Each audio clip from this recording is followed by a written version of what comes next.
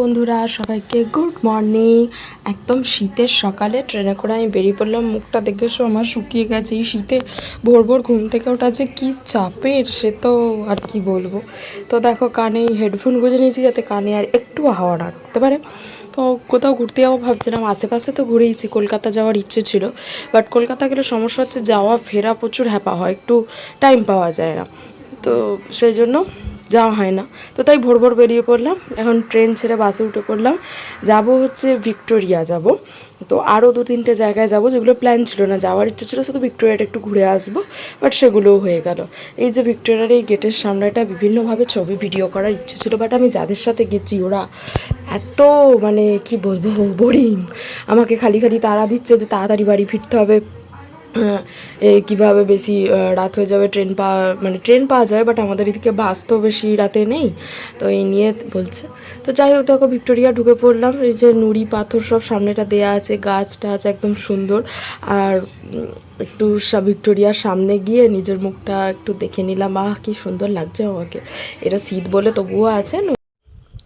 এই হচ্ছে ভিক্টোরিয়ার যে ঢুকবো, ভিতরে ঢুকতে আলাদা ফিস লাগে, তো এন্ট্রি ফিটা এমনি বাগানের থেকে এক্সট্রা লাগে। তো এই ঢুকছি, দেখো খুব সুন্দর একদম রাজবাড়ি, সত্যি এখানে রানী থাকতো বোঝা যাচ্ছে। এই হচ্ছে ভিক্টোরিয়ার মডেলটা, ভিক্টোরিয়া মেমোরিয়াল, এটা দেখেই মেন ভিক্টোরিয়া তৈরি হয়েছিল। তো ভিক্টোরিয়ার ভিতরেও ঢুকে পড়লাম, দেখতে পাচ্ছ সেখানে ভিতরের সমস্ত ভিউটা তোমাদের সঙ্গে শেয়ার করব।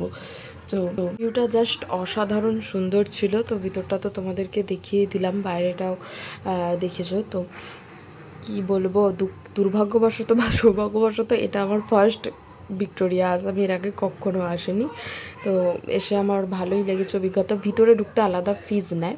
তো এখানে দেখো বিভিন্ন ধরনের ঢাল তলোয়ার এইসব রয়েছে। আর দেখো বর্ষা রয়েছে, এগুলোকে বর্ষাই বলে। আরও অনেক কিছু নাম লেখা আছে, অতটা আমি জানি না। একটা ছবি রয়েছে, খাঞ্জার, পেস, কাটার, কত নাম, গার্ডা। দেখছো এখানে বিভিন্ন ধরনের যুদ্ধের সব সরঞ্জাম রয়েছে। এই যে এইগুলো সামনে থেকে দেখছি খুব ভালোই লাগছে। এই যে আছে কামান, এখানে বারুদ দিয়ে ঢানা হবে। তো এবার ঘোরাঘুরি করে যাব উপরে। উপরেও অনেক কিছু জিনিস দেখার রয়েছে। তো ততক্ষণ আমি উপরটা দেখাচ্ছি, তোমরা আমার চ্যানেলটাকে সাবস্ক্রাইব করে দাও, লাইক করো, কমেন্ট করো, শেয়ার করো, আর আমাকে অনেক ভালোবাসা দিও। তো একটা তারা ছিল, তারার মধ্যেও যে ভিডিও করেছি এর মধ্যে টাইম ম্যানেজমেন্ট পাওয়ারটা দেখছি আমার বেশ ভালোই আছে, নইলে এটা পসিবল হতো না। ভিক্টোরিয়ায় ঢুকে এই ঝালমুড়িটা খেলাম। এখানে ঝালমুড়িটা কিন্তু অসাম লেগেছিলো।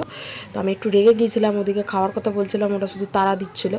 তো যাই হোক রাগ ঠান্ডা হলো এই চাউমিনটা খেয়ে। চাউমিনটা তো ভালোই ছিল, ওটা ভিক্টোরিয়া থেকে বেরিয়ে বাইরে গেছে। আর এই ভ্যানিলা মিল্কশেকটা খেয়ে নিলাম। তো তারপরে চলে এলাম তারামণ্ডল আসার প্ল্যান ছিল না, বাট ওরা বললো, কিন্তু গিয়ে ভাবলাম যে হবেই না, আমি জানি না ভাগ্যের ফেরে কী করে হয়ে গেল।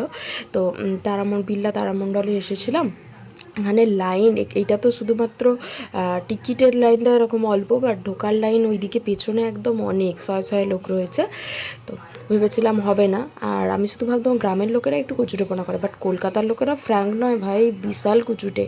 একটু এদিক ওদিক হবে না লাইনের, অথচ সবাইকে জিজ্ঞেস করতে ওখানের কর্তৃপক্ষের লোকেরা বলে দিল যে এখানে নাকি একবারই 100-200 ঢুকে যাবে। তো বাইরে কি সুন্দর ফুলের টব আছে, ওইগুলোরও ছবি দেখিয়ে দিলাম তোমাদের সবাইকে। আর এবার তারামণ্ডলের ভিতর ঢুকে দেয়, একদম যেন সিনেমা হলের মতো সাম কাইন্ড অফ সেরকমই সিট ফিট রয়েছে। ওপরটা দেখো যেন মহাকাশে রয়েছে, এখানে তো মহাকাশের জিনিসপত্রই দেখানো হবে।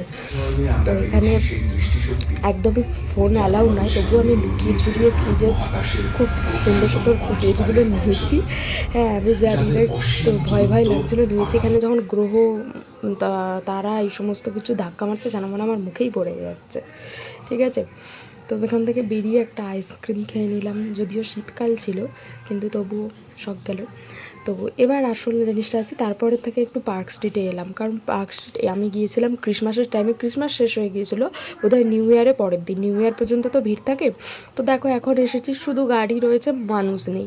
মানে অন্য টাইমে এলে শুধু হেঁটেই যাব, মানুষের ভিড়। এখানে মানুষের বদলে যা গাড়ি আছে আর কিছু না। বাট চলে এলাম ক্রিসমাসে কীরকম পার্ক স্ট্রিটটা সাজিয়েছে, এখানে ক্যাথলিক চার্চ, এখানে একটু ঢুকে পড়লাম। দেখো তো ধর্মীয় প্রতিষ্ঠান যাই হোক না কেন সবেতেই একটা শান্তি আছে। এই যে এটা কত সুন্দর স্নো টো দিয়ে বানিয়েছে এটা, যেহেতু ক্রিসমাস রিসেন্ট গেছে তো চার্চটা অন্য টাইমে কেমন লাগে আমি জানি না, আমি চার্চ তো অন্য টাইমে আসিনি। তো এখানে কিন্তু খুব সুন্দর করে চার্চটা সাজানো হয়েছে চারিদিকটা। আর এখানে বসে না একটা চরম শান্তি, যেমন আমরা মন্দিরে ঢুকলে শান্তি পাই সে ঠিক সেরকম এখানেও বসে ভীষণ শান্তি অনুভব করি। যখন প্রভুর সামনে এরকম বসে থাকি সেখানে যেন কারোর কথা বলতেও ইচ্ছে করে না, চিৎকার চেঁচামেচি কিচ্ছু নেই, যেন একদম ডিটাচ, একটা শুধু নিজের মনের সঙ্গে একটা ঈশ্বরের যেন মেলবন্ধন, আর কিছুই না। তো এখানে এই যে ক্রিসমাস উপলক্ষে গাছ টাছ দিয়ে স্নো এইভাবে খুব সুন্দর করে এবার দেখো বেরিয়ে পার্ক স্ট্রিটে যখন এসেছি এসে এবার দেখিয়ে দিই চারিদিকটা সুন্দর, কারণ ওখান থেকে যা ভাবলাম একটা পার্কেও ঘুরে আসি। পার্কটা খুব সুন্দর সাজায়, ওটা দেখার সৌভাগ্য তো আমার হয় না, কলকাতা থেকে অনেক দূরে থাকি, বাড়ি ফেরার একটা চাপ থাকে, ঠিক আছে। আর অন্য কোথাও যে থাকবো আমার বাড়ি থেকে সেরকম কোনো ব্যবস্থা নেই, আমাকে তাই ভোর ভোর বেরিয়ে যেতে হয় এবং আমাকে সন্ধ্যাবেলার দিকে ঢুকে যেতে হয়, লাস্ট যে বাসটা পাই। এই দোকানটায় ঝাড়বাতিগুলো খুব সুন্দর আছে, দেখে ভালো লাগলো, তাই একটু ফুটেজ নিয়ে নিলাম। এই দেখো একটা পার্কে ঢুকে পড়লাম, একদম কত সুন্দর বেল আছে, স্টার আছে, ক্রিসমাস ট্রিগুলো কত সুন্দর আলো দিয়ে সাজিয়ে, তো একদম সুন্দর। দেখো আমার দেখাও হলো, বাট ওই ভিড় ঠেলে চাপ নেওয়া হলো না। পার্ক স্ট্রিট তো রাতের বেলা ক্রিসমাসের দিন এলে তো খুব সমস্যায় পড়তাম, তাই না। এদের নিজের মুখটাও একটু দেখিয়ে নিলাম, আলোগুলোর মাঝখানে বেশ ভালো লাগছে। তো যেটা বলছিলাম, ক্রিসমাসের দিন এলে এক তো ভীষণ ভিড়, ঠিক আছে, হেঁটেই যাব, ভীষণ কষ্ট, এটা আমি অন্যদের থেকে শুনেছি। তার উপর সারা রাত অনেক টাইম লাগবে। এখানে দেখো আমি সমস্ত আলোকসজ্জাই দেখতে পাচ্ছি। হ্যাঁ, শুধু সন্ধ্যা হয়নি, কারণ আমাকে তো ফিরতে হবে, তাও সন্ধ্যা নেমে গেছে। আমি কলকাতা থেকে অনেক দেরিতে বেরিয়েছি, বাড়ি ঢুকতে একটু দেরি হয়েছিল, কী আর করা যাবে, ওইটুকু তো নিতেই হবে, কারণ আমাকে যেহেতু আর কোনো আমার উপায় নেই, আমি ভোরবেলা ফিরে আসি।